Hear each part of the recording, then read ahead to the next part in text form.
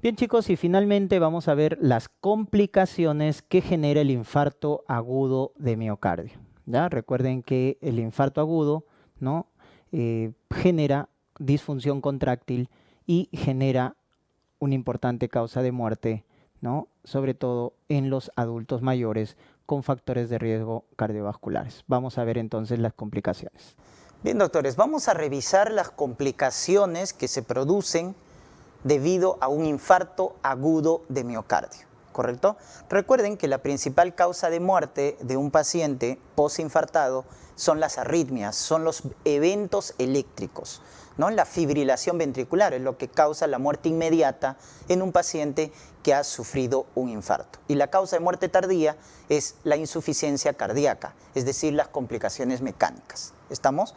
Ya está. Pero hay otras complicaciones.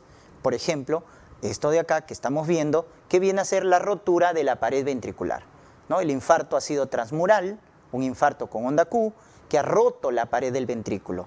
Entonces, eso va a generar un taponamiento cardíaco. Cuando se rompe la pared del ventrículo, genera un taponamiento cardíaco, ¿no? Con su famosa tríada de Beck. Acuérdate, ingurgitación yugular, hipotensión arterial y ruidos cardíacos apagados, con su pulso paradojal.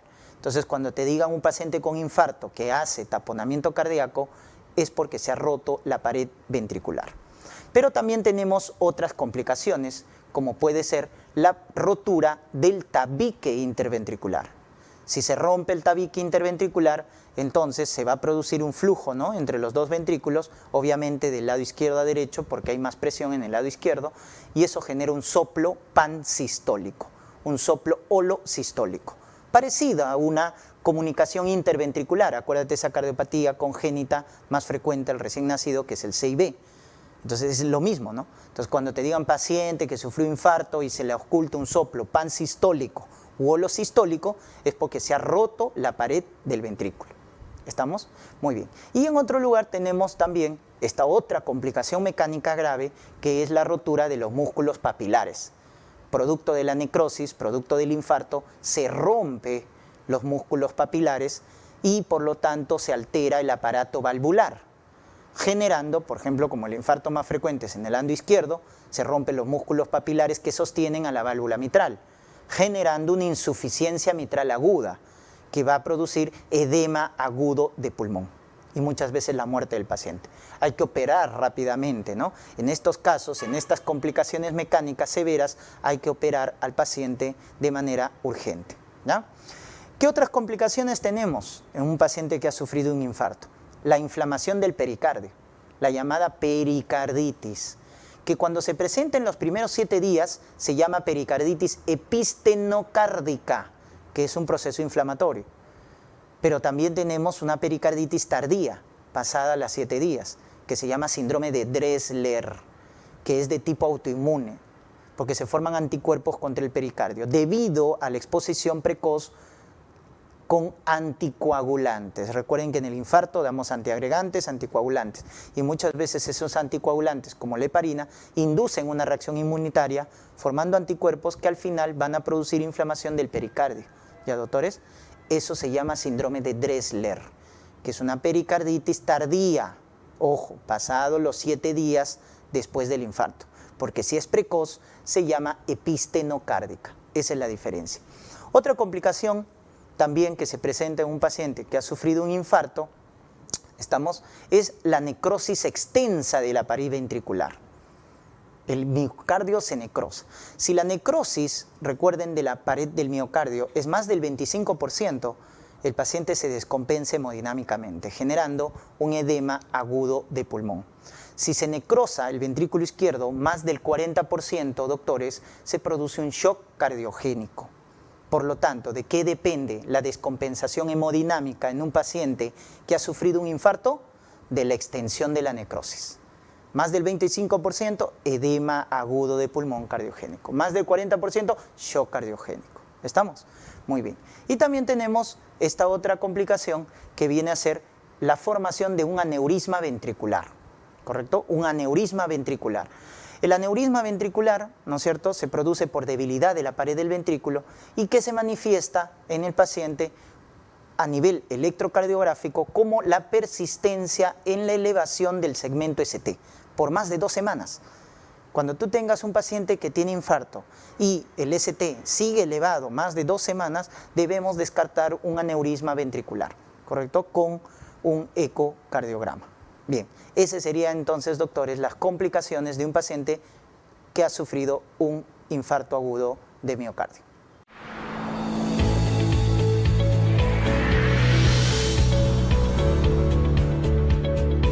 Las arterias a nivel subendotelial, ¿correcto?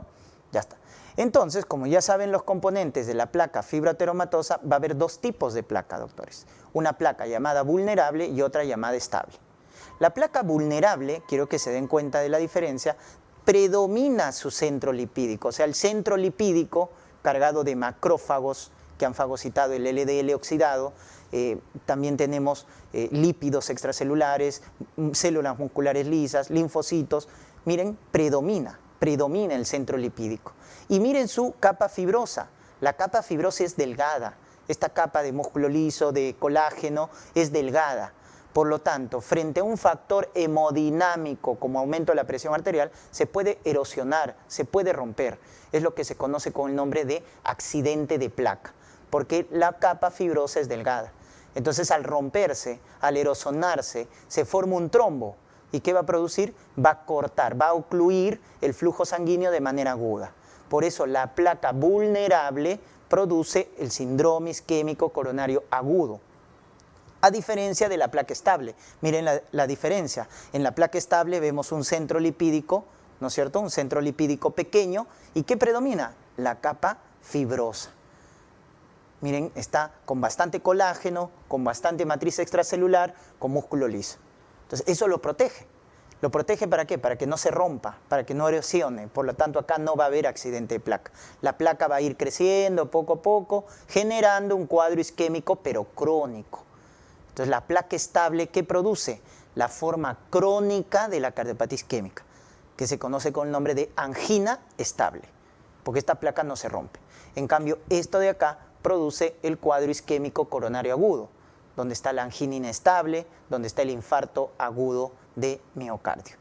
Y por acá les he traído un video para ver de forma dinámica lo que es el proceso de la ateroesclerosis, que ya les he dicho es una inflamación crónica de las arterias, en este caso de las arterias coronarias, ¿ya? Entonces recuerden que la aterosclerosis es la principal causa de cardiopatía isquémica, ¿ya? Entonces miren, vemos ahí el flujo sanguíneo, ¿no? De los elementos formes, glóbulos rojos, leucocitos, etc. Y el primer evento es que el endotelio sufre una lesión, o sea, hay una disfunción endotelial. Lo que normalmente formaba vasodilatadores como óxido nítrico, prostaciclina, empieza a formar vasoconstrictores como la endotelina, etc. O sea, hay una disfunción endotelial, eso es lo primero, ¿correcto? En la formación de la aterosclerosis. Entonces, habiendo una disfunción endotelial, luego viene, ¿qué cosa? La adherencia de lo que viene a ser las moléculas de LDL que cargan colesterol. Y como están en exceso, esas moléculas de LDL colesterol empiezan, miren, por ducto de la disfunción endotelial, a migrar hacia el espacio subendotelial, ¿correcto? Migran al espacio subendotelial. Y luego los macrófagos, entonces, producto del proceso inflamatorio que han desencadenado las moléculas del LDL, empiezan a fagocitar a las moléculas del LDL y se oxidan, generando más proceso inflamatorio, ¿correcto? Recuerden que eso se llama la célula espumosa, el macrófago que fagocita el LDL. Miren cómo las células musculares lisas migran de la capa media hacia lo que viene a ser el centro lipídico, ¿no? Entonces miren ahí el macrófago, ¿no? Siempre generando más proceso inflamatorio producto del LDL oxidado. Entonces acá tenemos el centro lipídico y tenemos la capa fibrosa, ¿verdad? Si el centro lipídico es pequeño y la capa fibrosa es gruesa, no hay problema, es una placa estable. Pero si el centro lipídico es grande y la capa fibrosa es delgada, ¿correcto? Es delgada, entonces se forma una placa vulnerable, como en este caso, miren, la capa fibrosa es delgada. Entonces, ¿qué va a pasar? Por un factor hemodinámico se erosiona, se rompe, lo que se conoce con el nombre de accidente de placa, se activa la hemostasia, porque al romperse la placa se exponen factores que activan la hemostasia, como el factor de von Willebrand, el factor tisular, ¿no? Y miren cómo empiezan a agregarse las plaquetas, ¿ya? Primero se adhieren, recuerden, con su glucoproteína 1B, luego se agregan con la glucoproteína 2B3A y se forma un trombo. Primero de plaquetas, luego con fibrina y entonces al final se forma una placa trombótica, que es el causante de los cuadros isquémicos coronarios agudos, ¿ya? Entonces recuerden que la placa estable, ¿no es cierto?, si tiene una gruesa capa fibrosa, genera el cuadro crónico, que es la angina estable.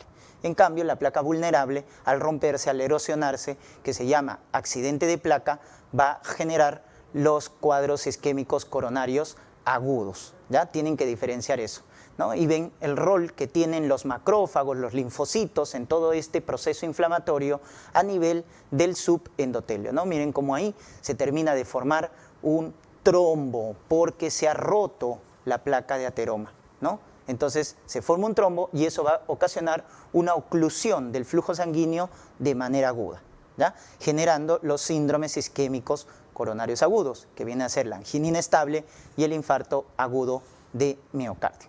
¿Correcto? Bien, doctores.